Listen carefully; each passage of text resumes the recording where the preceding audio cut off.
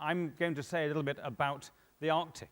And the title that I was given is the top one, but I've actually chosen to use another title, which is The Arctic Speaks, because the Arctic is telling us a great deal about what is happening in the rest of the world for a number of reasons. And also it's the home of indigenous peoples.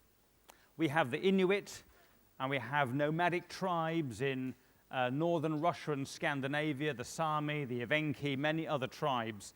And their traditional knowledge is also enabling us to understand a little bit about what is happening in this area. But let me start off by saying why should we be interested in the polar regions and the Arctic in particular.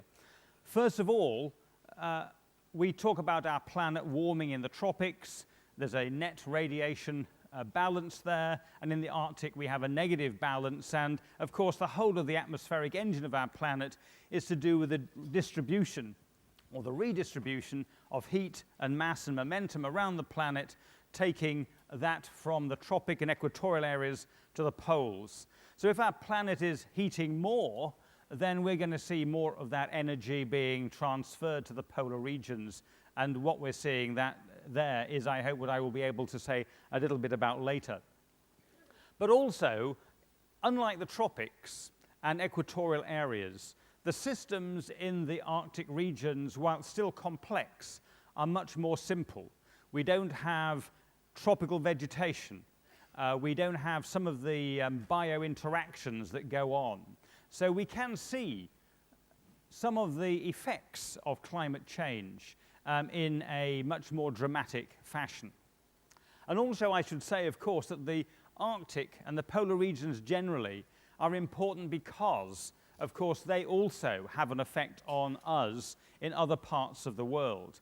And I've only got to mention things like the disappearance of the Arctic sea ice, which I'll come to in a moment, already mentioned, and rising sea levels from melting ice sheets and glaciers, to recognize that the Arctic and the Antarctic have a profound effect on all of us around the world. But let me take you to the Arctic speaking itself. Here is a comment from a person who has lived for many years in the Arctic regions of Scandinavia and on the border with Russia, in fact from a small community in northern Russia, in Siberia, who herds reindeer. And it's instructive to hear what this particular elder has to say. And what this lady is saying to us is that nowadays snows melt earlier in the springtime, lakes and rivers and bogs freeze much later in the autumn, reindeer herding becomes more difficult as the ice is weak and may give way. All sorts of unusual events have taken place.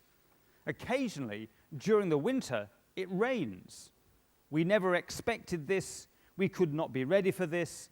It is very strange.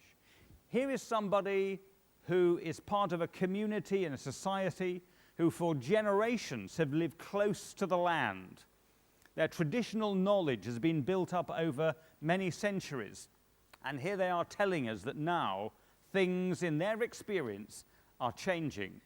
And we should not discount traditional knowledge and these comments just as much as we have observations from space and from scientific monitoring. But today, the climate of the Arctic is changing, just like other parts of the world, and it is changing more dramatically than ever has been recorded. Here are a set of the changes that are taking place.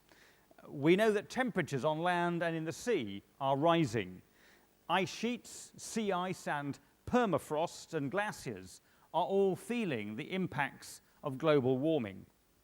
Plants and animals are also responding in terms of their diversity, their range and presence. Precipitation is changing, as well as the runoff from rivers into the Arctic Ocean, for instance. I can't talk about all of these. I'm going to really concentrate on the first three of these, and even then, not perfectly. Here's a couple of diagrams showing you the temperature changes that have taken place between two periods. over the last 50 years. This is neither the most recent or the most comprehensive or nevertheless the best compilation, but it is indicative of what is happening. And what you can see is that in the Arctic, all of these warm colors indicate warming of the temperatures, particularly in the winter, which is on here on the right-hand side. Two things that come out of this is that the temperatures are really quite dramatic in terms of the warming, particularly in places such as in the Yukon and in Alaska and in Central Asia, in Siberia. But also we see that there are areas that are cooling, namely here in the southern part of Greenland and the northwest Atlantic. And in the winter we have cooling over here in northeast Siberia in Chukotka. And this is again to bring out the fact that warming and global change is not necessarily uniform, and that we, as scientists, have to recognize that the story we hand over to the public and to politicians has to accept that there are variations and some places are cooling as well as warming. And this is part of the general circulation, the pattern that we get, particularly that superimposed by gravity waves in the northern hemisphere particularly. But the average temperature change that experienced in the Arctic is round about 3 degrees in the last 50 years. 3 degrees of warming, much greater than the average global warming that has already been reported to you. And that's having an impact on these various environmental parts of the Arctic. And I'm going to look at 3 in particular. First of all, sea ice. Now, Martin Lees and also Johan Rockstrom's talks have mentioned sea ice and said a little bit about it. This is the frozen ocean, the lid on the top of the Arctic, which changes seasonally, but there's always a core of what we call multi-seasonal ice that remains. Around the margins, it comes and goes each season. And what we're seeing in the Arctic is that the extent of this seasonal pattern is reducing on average by just under 10% per decade. And it's a little bit greater in the summer, and it's also been accelerating.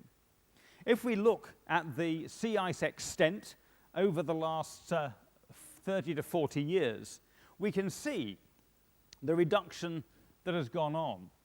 And if you just look at the top here, 12.5 million square kilometers of the Arctic Ocean, and now it's down at 11.5 million. What does that mean? It means it's twice the size of France that has now disappeared in terms of ice that we would normally have seen in the Arctic. Now, you saw 1 or 2 of these images collated in an earlier presentation, but this shows you both the extent and the concentration from 2002 to 2008. And the red line around here is the average from 1979 to 2005. And you can see quite dramatically how the extent has reduced, and also how, as was also mentioned earlier, the concentration has also diminished. And I'd like to draw your attention again to 2007, which was a particularly abnormal year, even in this long-term trend of the diminishing of the Arctic sea ice. In that year, the infamous Northwest Passage, the track through the islands of the Arctic archipelago of Canada, which was the graveyard of so many early explorers seeking a route from the Atlantic to the Pacific as a new highway to the east, was for the first time open in the summer.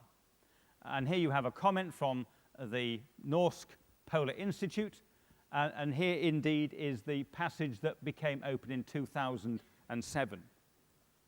If we just look on the other side, and that is on the Russian side, there is a curious upside to this reduction in sea ice, which is maybe a short to medium term economic gain. And that is the northern sea route, which the Russians have used since round about the First World War in order to take cargo to their communities in northern Siberia. That route, let me just go back, that route, which you see here, dotted, cuts off about a third of the distance if we were to go from Europe around to, let's say, Japan or to China. And so as the ice relents, the upside is that this northern sea route actually now becomes an economic passageway. And this sea route is now being operated. It obviates the need to enter the dangerous waters of the Middle East and Suez, the issues of piracy that we have, let's say, in the Straits of Malacca or off Somalia, and the high costs of fuel and the particularly polluting marine diesel. And what we have seen last month, for instance, is that ships are now using the Northeast Passage because the ice is now sufficiently further away from the coastline and not of the highest concentration to make this a viable sea route. And the saving is round about 300,000 euros per vessel. It's quite something. So let's think about some of the other issues that relate to the fact that the ice is disappearing and not simply the fact that going is, of course, changing the albedo, and the feedback effects are dramatic, but I won't necessarily say a lot about that now.